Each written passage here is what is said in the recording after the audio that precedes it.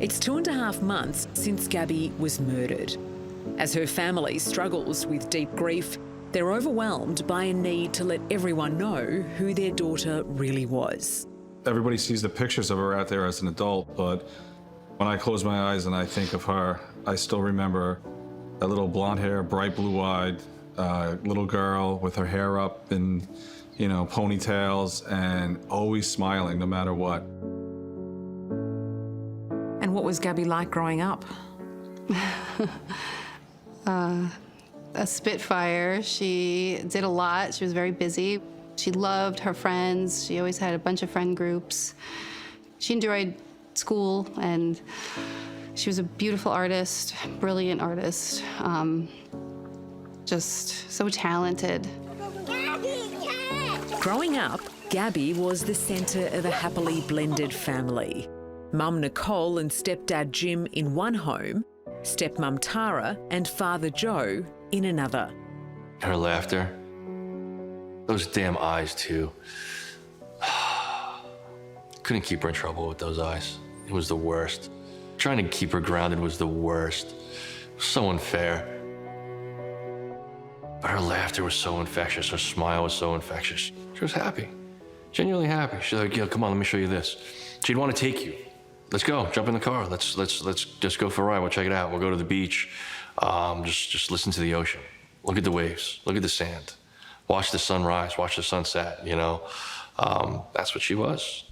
Inspired by adventure, no one in her family was surprised when in July, Gabby quit her job and announced she was setting off in her little white van for a trip across America. And the 22-year-old wasn't just going to live her dream, she was going to share it too. Hello, and good morning. It is really nice and sunny today. The wannabe social media star invited the whole world to tag along for the ride. I love the van. But it wasn't just Gabby her followers got to know. By her side, through it all, was her fiance, Brian Laundrie. We've been lucky so far at all the places we've stayed, but I'd say this is one of the best so far. Since we left New York, I've only set up my hammock once, and now we're all the way in Utah, and luckily enough, I was able to set up my hammock in one of these trees. And we're kind of like in the desert. Very few trees.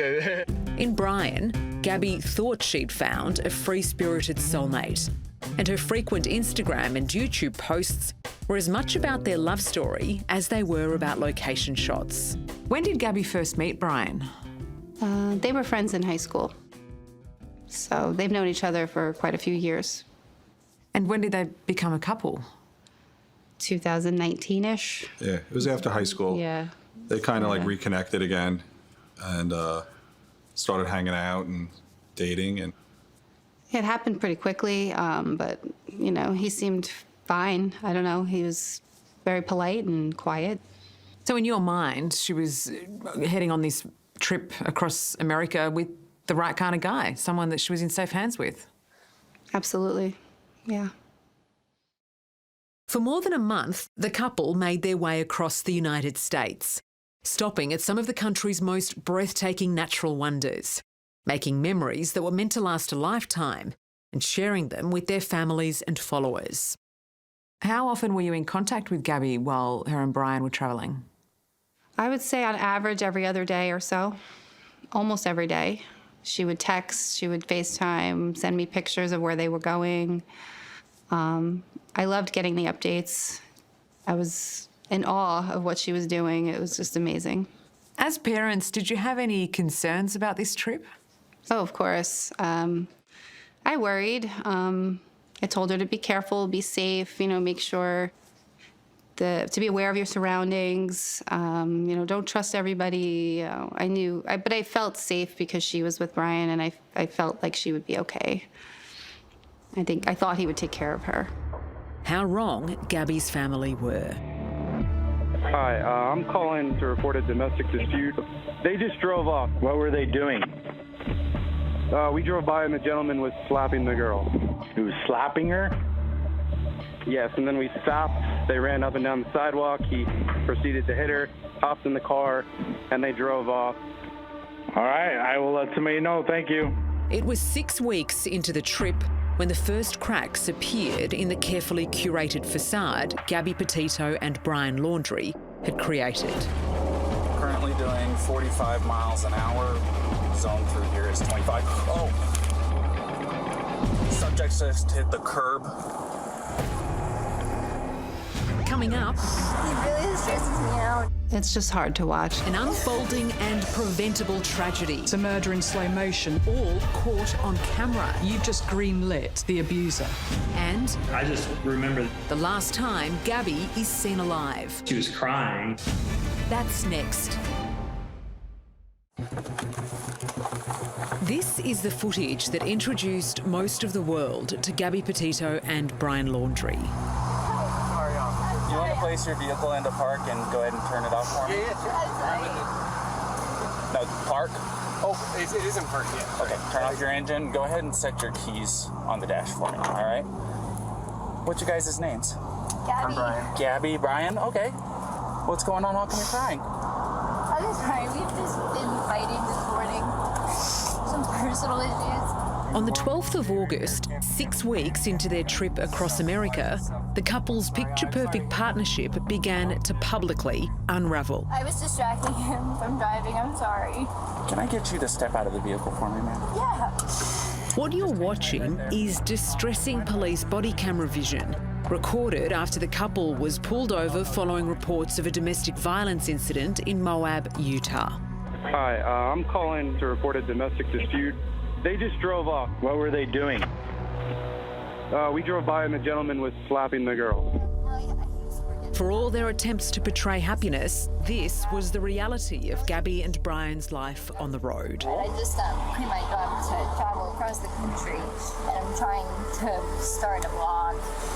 Become a blog. So I've been building my website, so I've just been really stressed, and he doesn't really believe that I could do any of it. So that's kind of been like I don't know, he's like down there. I don't know, we've just been fighting all morning, and he wouldn't let me in the car before. And then Why wouldn't he let you in the car?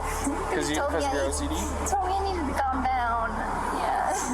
But I'm perfectly calm. I'm calm all the time. And he really stresses me out. And this is a rough morning. My instinct about what I was seeing on camera was this is bad news. I knew it wasn't going to end well. For me, it's a murder in slow motion. This was preventable. Like millions around the world, criminal profiler Laura Richards has pored over Gabby and Brian's encounter with the police. She says it's clear that coercive control was a factor in the relationship. This was one human being behaving in a way that was insidious, controlling and manipulative, not just to his partner, but to the police officers. For more than an hour, police went back and forth between the couple, trying to get to the bottom of their fight. From the outset, Brian was cool and calm and tried to downplay the incident with Gabby. Do you mind lifting up your right sleeve for me? I'm curious about something. Oh, okay. Yeah, It's like what's that there. I suppose fingernails, but I'm not complaining. I'm not complaining about Is it fingernails. bruised or tender or anything like that? No. Okay. I'm fine, and I love Gabby. I hope she doesn't have too many complaints about me. Initially, Gabby tried to protect her fiancé. Is there something on your cheek here? Looks like, did you get hit in the face? Kind of looks like something like hit you in the face. And then over on your arm, shoulder, right here. That's new, huh? It's kind of a new mark. Oh, yeah, I don't know. But then admitted that Brian had been violent with her. Two people that came to us and told us that they saw him hit you. There's two people saying that they saw him punch you. We're just independent witnesses by Moonflower. Well, to be honest, I definitely hit him first. Where'd you hit him? I slapped him in the face. You slapped him first, and then just on his face? You get to tell me to shut up. Did he hit you though? I mean, it's okay if you're saying you hit him, and then I understand if he hit you, but we want to know the truth if he actually hit you. I guess, yeah, but I hit him first. Where did he hit you? Don't worry, just be honest. He grabbed my face, I guess. I definitely have a cut right here, I can feel it. Yeah. I touch it, it burns. This could have been, and should have been, the turning point in this story. But even after pushing Gabby for the truth, police seemed to side with Brian. From when I first got here, we were more worried about what kind of a guy you are from what we heard. But in talking to your girlfriend, it sounds to me like maybe this is not so clear cut. So. You've just greenlit the abuser. You've just reinforced his behaviour. And I think that he felt relieved, and I saw that relief. It was palpable. I saw it on camera. And he's joking, and he's sort of making jokes. And he clearly lied to the police officers, and they believed everything that he said. That makes me angry. We sympathize with you, but based on what you've said, and based on what the witness has said, and even based on what your fiance has mentioned, trying his very hardest not to have you in any trouble, he does have marks on him that witnesses say were caused by you slapping him. And that even you say you slapped him and were aggressing him first. And I don't have anyone saying that he actually punched you aggressively. Having identified Brian as the victim, by law, the officer should have charged Gabby. But he was clearly conflicted and discussed it at length with his colleagues. She's got to be 105 pounds soaking wet, 22, full of anxiety, having a really tough time. Not making excuses, but I mean, it is written in the code. We do have a domestic assault here. He's not wanting to pursue it. How far do you want to go with this? Like, you know why the domestic assault code is there. The reason why they don't give us discretion on these things is because too many times women who are at risk want to go back to their abuser. They just wanted him to stop, and they don't want to have to be separated. They don't want him charged. They don't want him to go to jail. And then they end up getting worse and worse treatment, and then they end up getting killed. But the officer decided Gabby wasn't the one at risk. In no way, shape, or form that I can perceive does what happened here, a little slap fight between fiancés who love each other, want to be together, can I perceive that this is going to digress into the situation where he's going to be a battered man? Right. But then again, I don't have a crystal ball. In the end, the police ordered Gabby and Brian to separate for the night. You want me to let him know that you love him and that you'll see him tomorrow and stuff like that? No other action was taken, and no one followed up with them. No problem. Have a good day. Do you think an opportunity was missed here to prevent this tragedy from happening? In my opinion, there were multiple opportunities missed to prevent the escalation that happened. Had Brian's behaviour been picked up, there may have been a very different outcome. What was it like, Nicole, for you as her mother when you saw that footage? It's just hard to watch. I wanted to jump through the screen and rescue her. I saw a young girl that needed someone to just hug her and keep her safe. I just felt so bad for her. For the next 2 weeks, the couple continued on their trip, posting more videos and happy snaps along the way. She said, I'm going to Grand Teton. She was excited to go see that area. I didn't even know where it was. I never heard of it. She was just said, okay, and I had to look it up and see where it was, so I was excited for her. It looked beautiful. But the tension in their relationship continued to grow. And by the time the couple had reached Wyoming in late August, Gabby was at breaking point. We were actually at a lunch. It was our first full day in Wyoming, and we just by chance happened to walk into this little Mexican restaurant. Gabby was very clearly emotional. She was crying. Brian was evidently angry. He was, I would say he had a temper. And that's when I kind of started to take notice, like, wow, this guy is really, and I told Matt, my exact words were, he's creeping me out. Matt England and Nina Angelo were also in Wyoming on the 27th of August, when they crossed paths with Brian and Gabby, who were in the middle of a heated argument with restaurant staff. I just remember that she was crying and was talking with the hostess, and it appeared she was apologizing or about that for his behavior. His demeanor, he was angry, and it was temperamental, and it was rude. It's just, yeah, and it was enough to make me feel uncomfortable. I think the best way to describe Gabby in that moment is she seemed extremely emotionally overwhelmed. Yeah, that's true. Like, she seemed like, the best way I can describe it is Gabby seemed like she was at her breaking point. We now know this is likely the last time Gabby Petito was seen alive. not only did we see them, but we saw an altercation, right? So that paints a really clear picture of both of their personalities. When did you begin to get worried? I was worried probably day 4 and 5. I was texting her every day anyway, but I wasn't getting responses. By day 6, 7, I was checking her social media. I didn't see any activity. And I started calling her dad, and I was talking to Jim about it, and I said, I'm worried. And everybody was like, she's fine, she's fine. They're out in the mountains, they have no signal. And I said, no, it's not like her. When she couldn't reach Gabby directly, Nicole tried to contact Brian and then his family, but she got no response. It made her worry something might have happened to both of them. On the 11th of September, after 10 days of silence, Nicole and Jim reported Gabby missing. But Brian wasn't missing. Remarkably, he was at home in Florida with his parents and had been for nearly 2 weeks. When did you find out that he returned without her?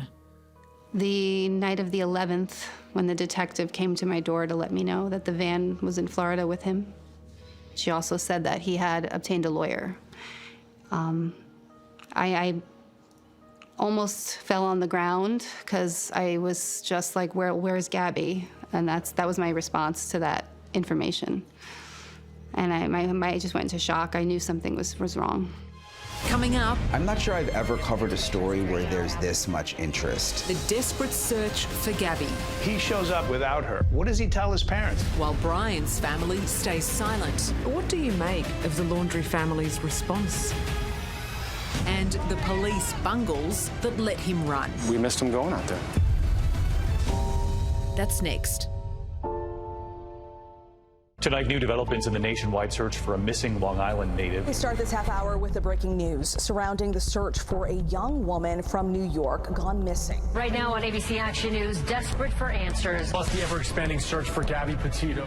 So you haven't heard from your daughter in 10 days. You reach out to the people who likely last saw her alive. You get onto the authorities to report her missing, and then you learn that her fiance's family has hired a lawyer. What goes through your mind? I was just shocked. I don't even remember how. I was just in shock. I was shaking, and from that moment forward, it was like, we need to find Gabby.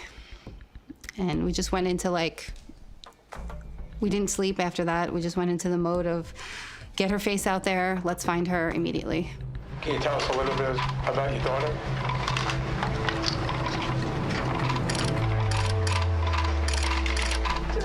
The search for Gabby Petito was urgent and intense, and the story very quickly became headline news. I think people were first interested because you had this beautiful couple that portrayed themselves as being so happy on the road, and everyone was so convinced that this journey was so incredible. And I think when it took a turn, people became very, very curious what was happening behind the scenes. Brian Enton was one of the first journalists to start reporting on Gabby's disappearance. I'm not sure I've ever covered a story where there's this much interest. You have the entire country and really the entire world trying to find Gabby Petito. It wasn't just the mainstream media paying attention. Online, Gabby's story was gaining extraordinary momentum. Pause this, screenshot it, share this. This girl is actively missing. The public is invested, and they're going through every single Instagram post, every single post this couple has ever made, basically, and looking for every little clue. The things that people find, it's so unbelievable, things that I would have never even noticed. Her roots are not there, especially in comparison to some of them before that. Driving the intrigue was the extraordinary revelation that Brian Laundrie was refusing to cooperate with the police. 2 people went on a trip, 1 person returned, and that person that returned isn't providing us any information. Controversially, Brian was only a person of interest in Gabby's disappearance, not a suspect. And that meant police couldn't force him or his parents to talk. Their silence was torture for Gabby's family, especially her dad, Joe. What do you make of the Laundrie family's response to this? to you?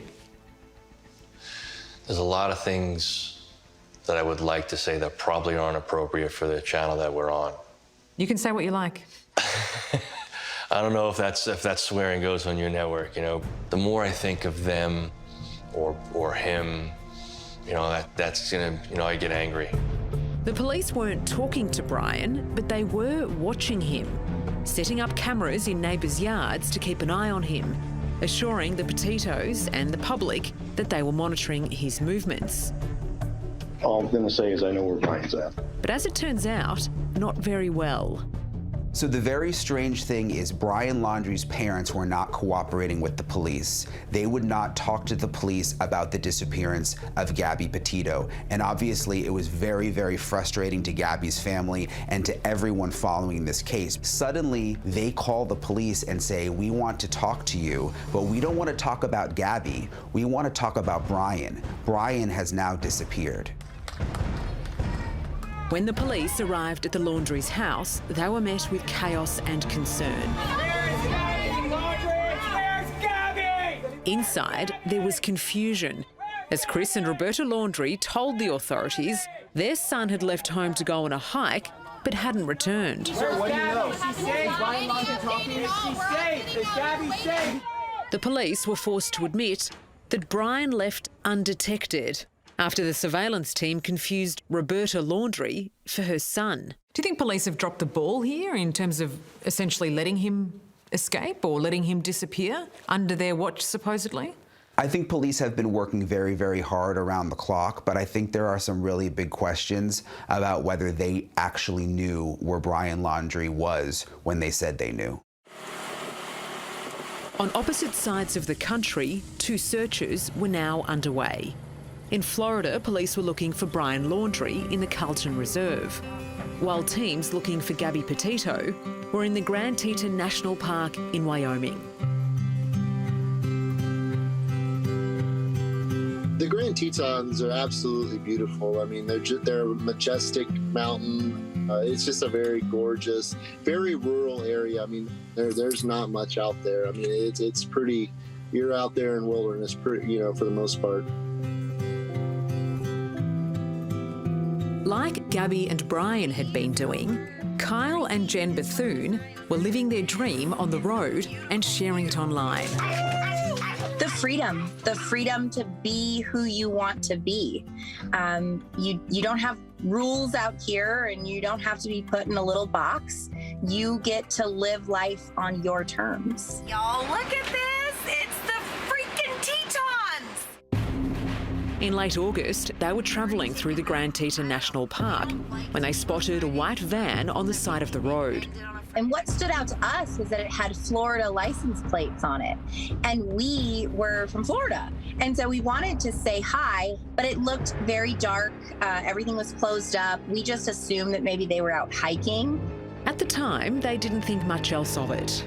But when Gabby's disappearance started making headlines, the Bethunes, like the rest of the online community, turned into digital detectives. I ran to the laptop and I pulled up our GoPro footage, and I was just praying. I was watching us, go down the thing, and I was like, please, please let this be the van, please. And there was a little white image, and it just kept getting closer and closer and closer. And as soon as it went by, I just knew that that was Gabby's van.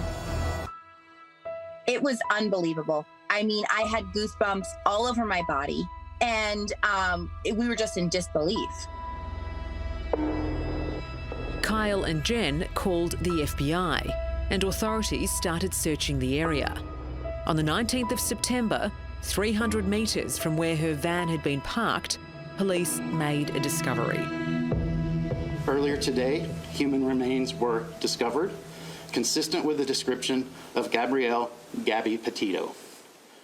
I've had to make some tough decisions in my life, tough phone calls. I'm a captain in the fire department. I was an ex-chief in my volunteer fire department, and I've seen some things and had to handle some things. And not one of those moments ever prepared me for the FBI walking through our door to tell us that they found remains consistent of Gabby. And then having to call home and to tell our mother, my wife, who I couldn't even hold at the time that Gabby was found and she was gone.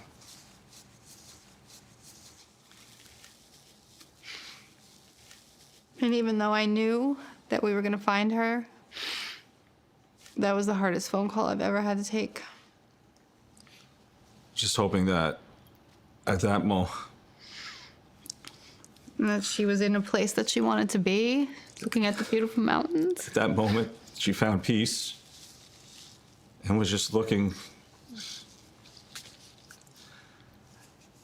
at the mountains behind her, and maybe at that moment that she would just put herself in a better place.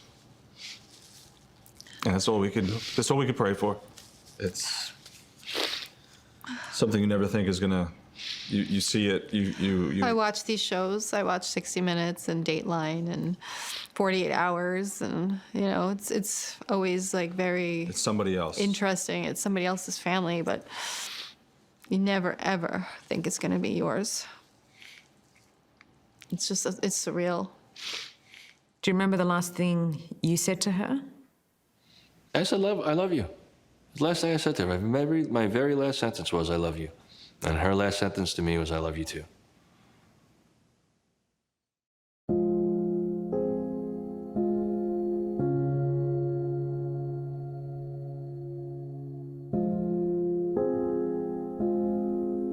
In the weeks that followed, an autopsy revealed what her family had feared. Gabby had been murdered.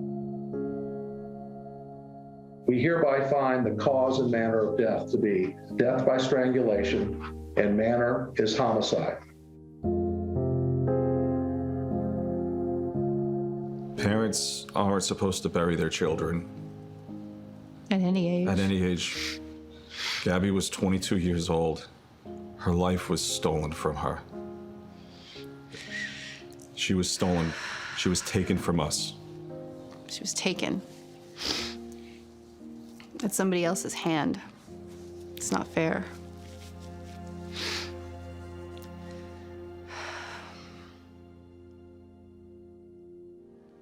Coming up, I think Brian's parents did help him. behaviour beyond belief. Gabby died of strangulation. Spilling the Laundrie family's secrets. Do you think they're involved, your parents? That's next. With confirmation Gabby Petito had been murdered, the search for her killer intensified. And the only person police were looking for was Brian Laundrie. According to Brian Laundrie's parents, he went for a hike in a wildlife reserve here in Florida. While his fiance was missing. Right, exactly, which is very, very strange. The Carlton Reserve was somewhere Brian knew well. He had hiked and camped there before, but it wasn't an easy area for police to search. You look around from up here in the helicopter, you can tell just how massive it is, 24,000 acres. We're looking through wooded areas, we're looking through bodies of water, we're looking through swampy areas, and we're deploying the resources to be able to do that. We have air units, we have drones, we have the swamp buggies, air boats, multiple law enforcement agencies. We're deploying every resource to get through any terrain that we encounter in our search areas. As the days and weeks went on, the hunt became more desperate. This is wearing on everyone. Everybody has a level of stress. Everybody has the drive, and that's really what's carrying us through, is the drive to try to find Brian and try to put closure to this investigation. By now, a warrant had been issued for Brian's arrest. Not for Gabby's disappearance or death, but for bank fraud, with police alleging he'd spent more than $1,000 on Gabby's debit card as he made his way home after she'd been killed. But Chris and Roberta Laundrie still refused to talk. How do you feel to know that Gabby died of strangulation in the wilderness of Wyoming? She used to live with you. How does that make you feel? The deafening silence angered Gabby's supporters. Was your son involved in strangling Gabby? We're seeking justice for Gabby and the Petito family. While his parents weren't prepared to say what they knew about Gabby's murder, Brian's sister Cassie did speak out. We want to know what the hell. Oh, hey! We have fully cooperated with the police since September 11th when they called. We are just as upset, frustrated, and heartbroken as everybody else. And like everyone else, Cassie was questioning her mum and dad. I am losing my parents and my brother and my children's aunt and my future sister-in-law on top of this, and you're not helping. Why your parents? Why your parents? You're talking about Christmas. They're not talking to us either. Why aren't they talking to you guys? If I knew, I would say. I don't know. Do you think they're involved, your parents? I don't know. You don't know? We know. You're not involved? We have literally been finding everything out with the news with like everybody else. She was very thorough. I mean, she was forthcoming. I believe her. There was no nonverbal communications when that conversation was happening. There were no hands to the face. She wasn't rolling her eyes. I mean, she was straightforward, forthcoming. And now the parents have distanced themselves from her. Lenny DePaul is a former US Marshal who spent decades hunting dangerous criminals. While he believes Cassie, he thinks Chris and Roberta had something to hide. I think Brian's parents did help him. Once he came home, he shows up in the van without her. What does he tell his parents? Oh, we broke up, I left her out there, I just decided to drive the van back home and, let's go camping. It just doesn't make sense. You have to connect the dots. You got to put that puzzle together. You can't leave no stones unturned. You're looking at everybody as a fugitive investigator. You have to.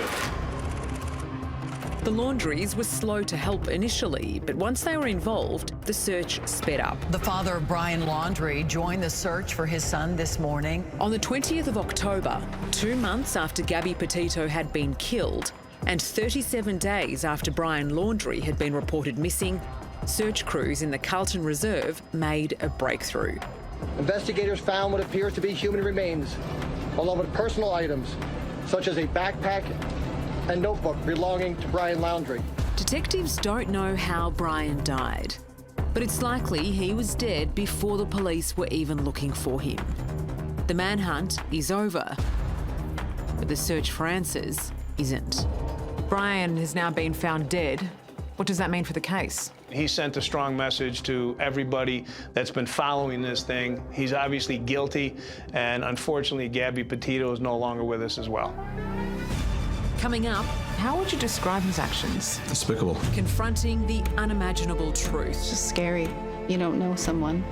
And Gabby's legacy. You made me proud, and I couldn't be prouder as a father. Her family's vow to help others. If it's just one, maybe it's worth it. That's next.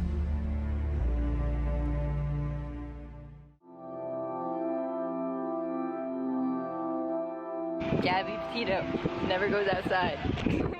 In the 2.5 months since Gabby Petito disappeared, her first and only YouTube video has been viewed more than 6 million times. It's the kind of attention she could only have dreamed about in life. She wanted to share her experiences with the world, which she was doing, the YouTube channel and her social media accounts, and we look forward to seeing those pictures and videos every day, just like everybody's starting to see now. So it's pretty incredible to see the rest of the world seeing how talented she was. And that's what she wanted. That's what she wanted. That's why she started the YouTube channel, so she could inspire other people to travel and just live life to the fullest.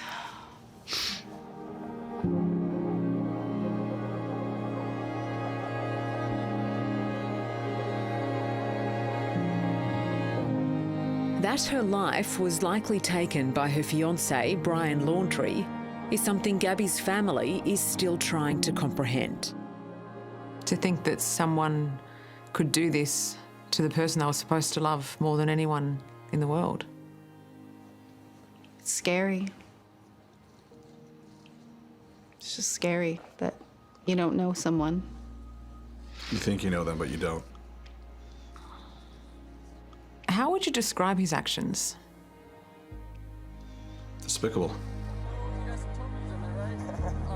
It's what he did to her.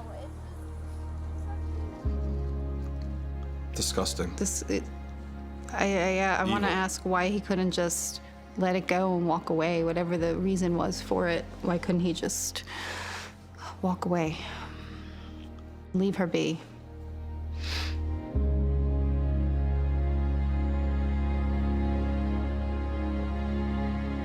You described to me earlier the Brian that you met, somebody that you thought was nice, was pleasant, was polite. Who is Brian to you now? Coward.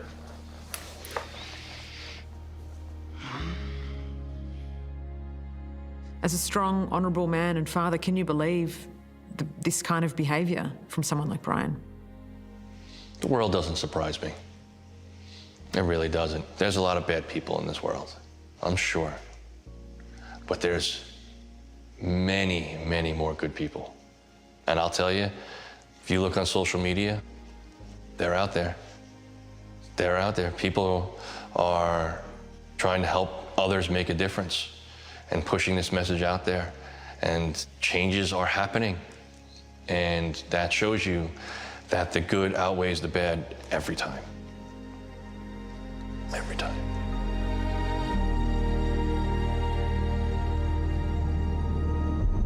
What is it about this case that has struck you most? I think the thing that struck me the most is the way that the country and the world has grabbed onto this and wanted to help solve it, and actually helped solve it through social media and through the work that they can do at home sitting behind their computer. This was supposed to be a romantic, idyllic trip for a young couple in love, and it's turned out to be anything but. When we first saw the videos of them on this trip, it just looked so amazing, and they looked so happy, and they were such a beautiful couple, and it's awful to see the way this thing has turned around. I was hoping we would just be here a couple of days and that Gabby would be found alive and that we could really have a happy ending to this. I never expected that this would take so many twists and turns, and that we would still be here, and that this would still be such a mystery. Brian's stretching, doing some morning yoga. What are the key questions you have? Why would you just leave her there? And why wouldn't you come forward from the beginning so we could find her or bring her home? The love of your life, a person you talked about marrying, the person you lived with, you traveled with, you went to school with, and you left her in the wilderness. I don't know who can do that to anybody. I don't understand it. We don't understand it. All the chocolate melted. I know, it's a river of chocolate. Police continue to investigate Gabby Petito's murder. But knowing exactly what happened in Wyoming isn't a priority for her dad, Joe. Maybe, I don't get the answers that I need. And maybe the world doesn't get the answers that they need. But it still shouldn't detract from what we're trying to do. If he did truly have something to do with Gabby's death, it's not going to bring her back to me. So it doesn't change the focus that we should have, and that's just making a difference. In starting the Gabby Petito Foundation, her parents hope they can draw attention to other missing persons and domestic violence issues. I'd hate to see someone else end up like Gabby. And I using her story to stop that from happening, by all means use it. It's a story that needs to be heard, and it can make a difference in someone's life. If it's just one, maybe it's worth it.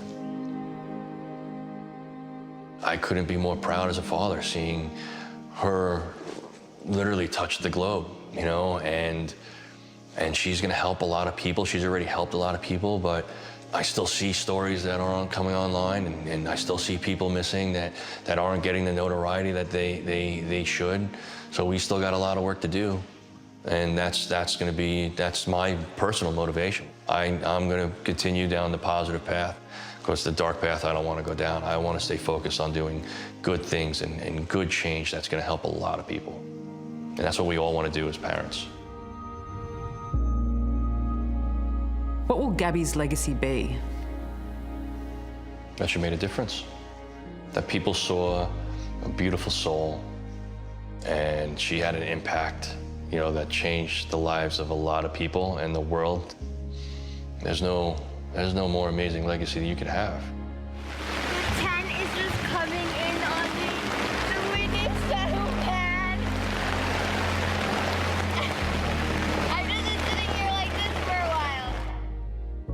What would you say to Gabby now, if you could?